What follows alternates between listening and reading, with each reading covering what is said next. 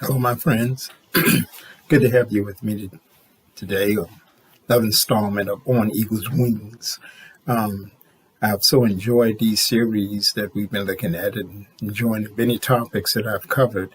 And if you have a particular topic that you would like to have covered, just send me an email to elder_Whitfield at outlook.com. That's ELD_WHITFIELD at outlook.com. And I will try to, I will build a lesson around what you're interested in. But I'm so glad to have you here with me today. Today we're going to start First Chronicles. That's the Old Testament. First Chronicles, the 14th chapter, and we'll begin with the 8th verse. And it reads thus. When the Philistines heard that David had been anointed king over all Israel, all the Philistines went up to search for David, but David heard of it and went out against them. Now the Philistines had come and made a raid in the valley of Rephaim, and David inquired of God, shall I go up against the Philistines? Will you give them into my hand? And the Lord said to him, go up, and I will give them into your hand. And he went up to Baal Perazim, and David struck them down there. And David said, God has broken through my enemies by my hand like a bursting flood. Therefore the name of that place is called Baal Perazim. And they left their gods there, and David gave command, and they were burned. And the Philistines yet again made a raid in the valley. And when David again inquired of God, God said to him, you shall not go up after them. Go around and come against them opposite the balsam trees. And when you hear the sound of marching in the top of the balsam trees, then go out to battle. For God has gone out before you to strike down the army of the Philistines. And David did as God commanded him. And they struck down the Philistine army from Gibeon to Gezer. And the fame of David went out into all lands, and the Lord brought the fear of him upon all nations. As I said before, today we will be looking at prepare for a breakthrough. Let me give you a little story.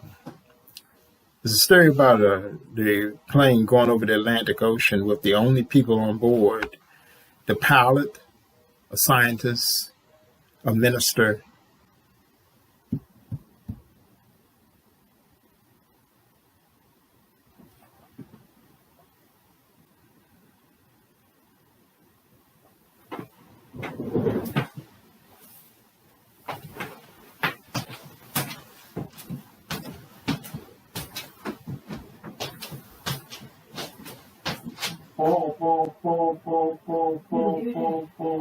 I told you, that's why I said I was going to do myself upstairs. I planned to make my upstairs my office and do myself, but I won't be able to do it because that TV and everything else. We got just unplugged it. I cut the phones off and ain't no TV gonna come on. No, I'm talking about not today. I'm talking about in the future. I had planned to do it, and I said, no, forget that because the sound will go right upstairs. Wherever the sound is down here is going to go upstairs. It ain't going to go upstairs. It's like that came. Yeah, I was trying to cut the phone so it wouldn't ring. I know, but... That's why you stopped? Mm-hmm. Okay. Because the sound goes on to the recording, and so now I got to start over again. That's the fifth time today. Okay. I'm going to keep that phone off the hook so it won't ring. Okay. Okay. Sorry about that.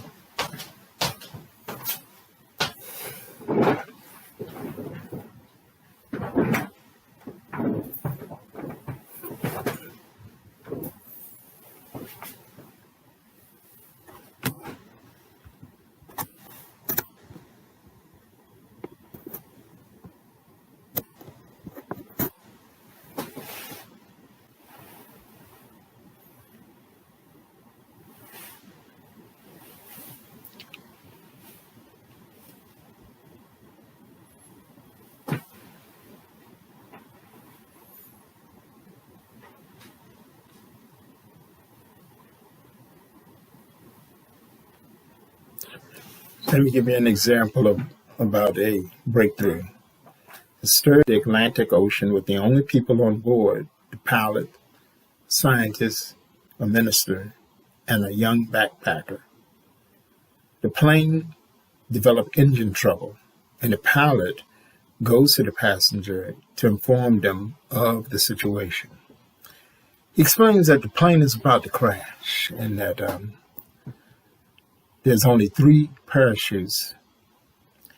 Seeing that it's his plane, he grabs one parachute and jumps off. That leaves 3 passengers and 2 parachutes. The scientist says, well, listen, look, I am about to have a breakthrough, and so the world needs me, and he grabs a bag and he jumps out. So the minister says, look, son, I've had a good life. I know where I'm going, and you have your whole life ahead of you. You take the last parachute. But before the minister can finish talking to the young man says, don't worry, Pastor. You see that scientist who just jumped out with my backpack. Sometimes we can jump the gun, but in this case, it was a breakthrough. Friends, on October the 1st, 1947, one of my Air Force heroes, Chuck Yeager, and this man inspired me to go into the Air Force. Chuck Yeager became the first person to break the sound barrier when he flew the Bell X-1 rocket plane to a speed of Mach 1 at an altitude of 45,000 feet. In aerodynamics, the sound barrier is the apparent physical boundary stopping large objects from becoming supersonic. But in 1947, Chuck Yeager became the first human being to break the boundary. Today, I will be talking about our need of and how to get our breakthrough. Just like Chuck Yeager discovered, I believe we all can learn to break through the barriers that we face in life. Now, we all face barriers, walls that stand in the way of our making progress. And we're going to keep moving forward in our lives. That is, if we're going to keep making forward progress in our lives, we've got to learn to break through those barriers and get to the next level. A wise man once said it this way: wherever people find themselves in life, they usually possess the natural desire to move up. They want greater recognition. They want to make more money. They want to live in a better home. They want to advance and improve. The problem is that setbacks, failures, roadblocks often discourage us and test our commitment to progress and growth. Have you ever been part of a church meeting and they come up with a new idea to get more people to come into church, or to get items that's needed in the church, and it is such a great idea that you have, but then there are those in the church who say, no, we don't need to do that.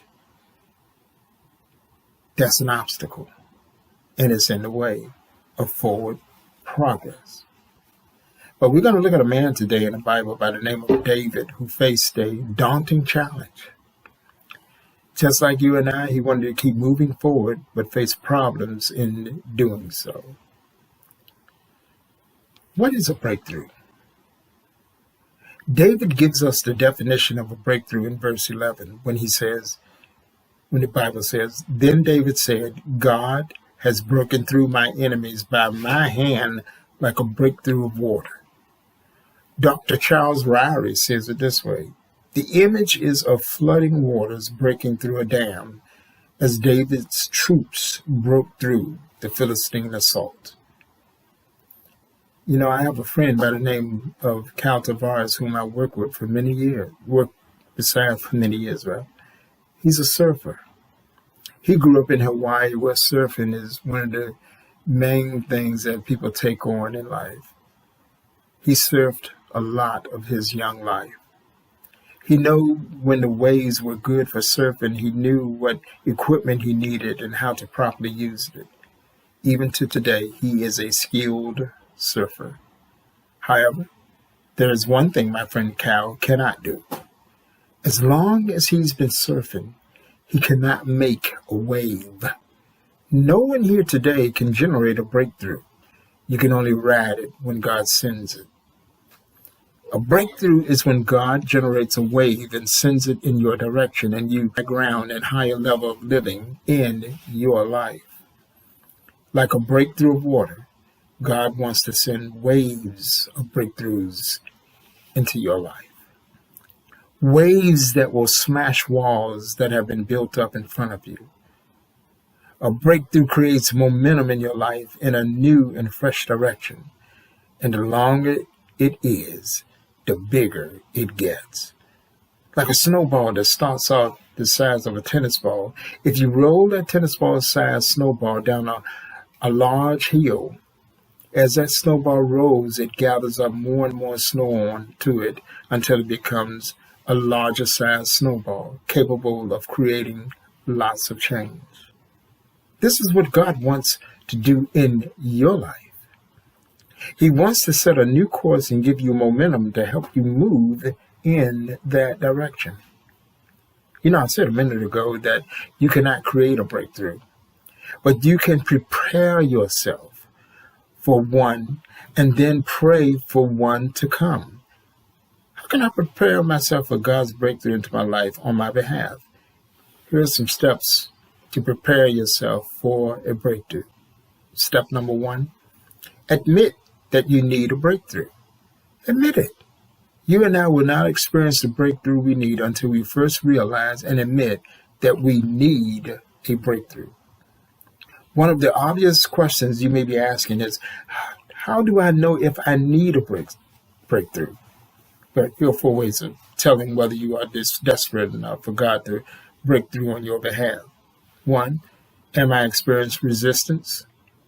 Notice in verse 8 that when something good happened to David, he immediately faced resistance. Now, when the Philistines heard that David had been anointed king over all Israel, all the Philistines went up to search for David, and David heard of it and went out against them. David was recently been appointed king over all of Israel. He's been promoted and celebrated and crowned the high ruler of Israel. Things are going pretty well for David. Enter resistance. Enter opposition. Enter the Philistines. They were the ones that had watched David as a young shepherd boy defeat their champion warrior, Goliath. Do you think that lingered in their memories? Maybe. I'm pretty sure it did. They hated David and decided that when he became king, they were going to dethrone him right away. David was facing resistance. Are you facing resistance today? Do you have enemies that want you to fail? We experience resistance in our lives in different areas and on different levels. For instance, as a spouse and a parent, you decide to make some changes around the house that you feel will help improve things, but your spouse and the kids resist following your lead. That's resistance. You decide to lose some weight, and when you do, you begin to feel better. Your friends act less than enthusiastic for you, as they don't like the fact that you are making improvements in your life. Resistance can come from people we love as well as from people who don't love us. When you face resistance of any kind, that's when you need a breakthrough. Because anytime you stand up and say, hey, let's go, somebody else is going to stand up and say, hey, let's not. This is when you need God's help. Second question, am I experiencing reluctance? I already read to you verse 8 where you saw the Philistines, after they heard about David's promotion, came out against him to destroy him.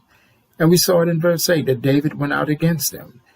David, the courageous king, says, hey, you're trying to push me out. Well, I'm going to push back, and I'm going to push back even harder. But something happens that stops David in his tracks. Look with me at verse 9. Then the Philistines went and made a raid on the valley of Rephaim, and David inquired of God. Rephaim was the most direct route to the city of Jerusalem. The Philistines, in a confident and defiant display, made a raid in Jewish territory, and when David saw this, I believe he lost his nerve because he stopped. Verse 8 says, David went out against them. But then when the Philistines made a raid, he stopped, backed up, and began to pray. I think David got scared. I think he got nervous. He felt reluctance in his heart. When he saw the bold move of the Philistines, he wondered in his heart, is their army too big for us? Am I going to be defeated? Do we have what it takes to win this battle? Friends, whenever you and I begin to feel reluctance in our heart, that's when we need a breakthrough. When we begin to feel fear and we get paralyzed, we need God to break through. What do you feel reluctance about today? What do you feel reluctance about right now? Let's say you've been working at a job for a while and you have a raise, but you're afraid to ask for one. Your fear is a wall that has been built up and is blocking your progress of going to the next level. You need to break through that fear. One author said, when you're afraid to do what you believe deep down you really ought to do, you are in need of a breakthrough. Here's the third question. Am I in need of guidance?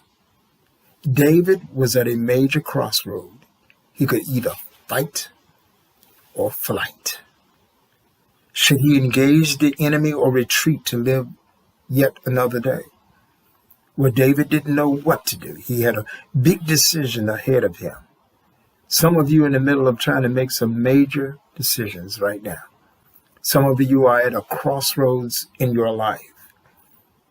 God has you there for a reason. You've got a decision to make and you need guidance. What do you do when you have a decision to make but you're not clear on the right direction? You need God to break through. Now, if after asking yourself these three questions, you determine that, yes, I need to have a breakthrough in my life, then the next step is to, step 2, determine which areas in your life need a breakthrough. Now, I'm sure your mind has drifted a time or two to think about a specific area of your life that you feel that needs some attention. An area perhaps you neglected or failed to make progress in. Where do you need a win in your life? Myself, like how David approaches this whole issue. Look at me at verse 10. And David inquired of God, saying, shall I go up against the Philistines? Will you deliver them into my hand? David was crystal clear about 3 things. He knew who could help him. He knew who and what the enemy was.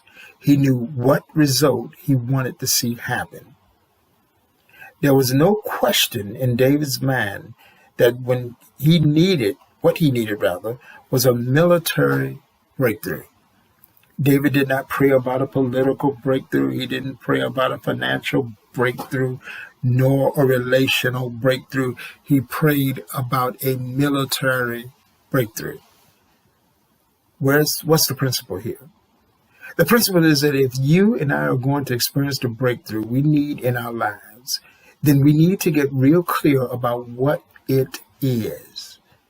Do you need a financial breakthrough today? Then you have to identify that. Do you need a relational breakthrough? You've got to know that. David was clear about what the problem was. It was the Philistines, his enemies. They were standing in his way. And David was clear about what result he wanted to see happen. David wanted a total military deliverance.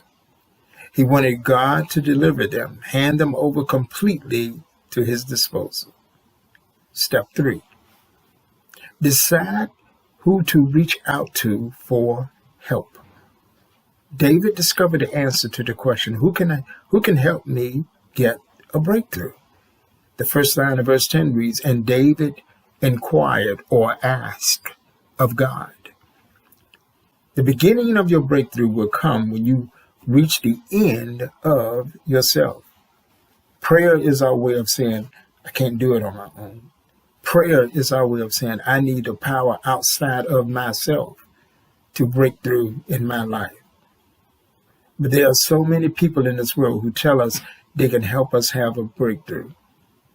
The self-help section of Barnes & Noble or any other bookstore is filled with books written by so-called experts who tell us if we will only follow their formula, then we will experience the growth and change that we desire. My own experience with the self-help section is that some of it is good, but a lot of it is bad. Some authors have good suggestions, while other authors have terrible ideas about how to change and how growth should happen. The problem is that even if you read their book and take their suggestions, you don't have the power within you to pull it off. Telling me to just go for my dreams, visualize success, plan my work my plan is all well and good. But if I don't have the power within myself to make all that happen, then it only makes me more frustrated. I think, why can't I break this bad habit? So-and-so said if I would just visualize myself thinner, that I would lose weight. Telling someone to just do it is like telling a man falling off a 10-story building to stop falling in midair. He'd love to, but he doesn't have the power to stop his downward momentum. What that falling man needs is for God to catch him and to carry him to a higher, secure level of living. David decided that God was the one who had the power to help him overcome his enemies. So must you decide, my friends, whether you're going to stand on your own 2 feet, pull your own self out by your own bootstraps, or you're going to allow God to work in your life so that you will just move right on up to a higher level with breakthroughs in your life. Now, after God broke through and defeated the Philistines, David gave that place a name. Verse 11 tells us, therefore they called the name of that place Baal-perazim. Baal-perazim literally means Lord of breakthroughs. David wanted to be sure that he remembered what God did for him by breaking through his enemies in that place, Baal-perazim. He is the Lord of breakthroughs. David learned something new about God that day. He learned that God was the Lord of breakthroughs. But do you know this side of God? The side that loves to break through and lift people to a higher level of living? My friends, it comes through experience. As you experience God breaking through into your life, you come to know him as the Lord of breakthroughs. You learn that there is only one God and his name is the Lord.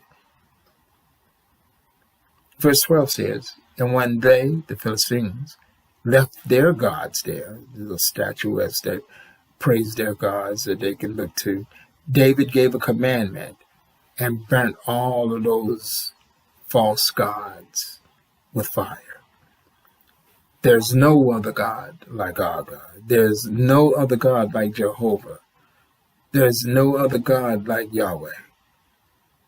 He and only He can deliver you a breakthrough.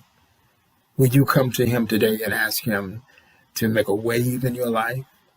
A wave that will give you momentum, that will take you in the right direction and get you to the shores of blessing?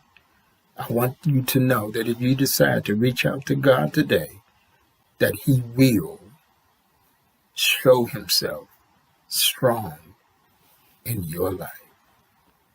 That's all for today, my friends. May God richly bless you. Until next week, goodbye.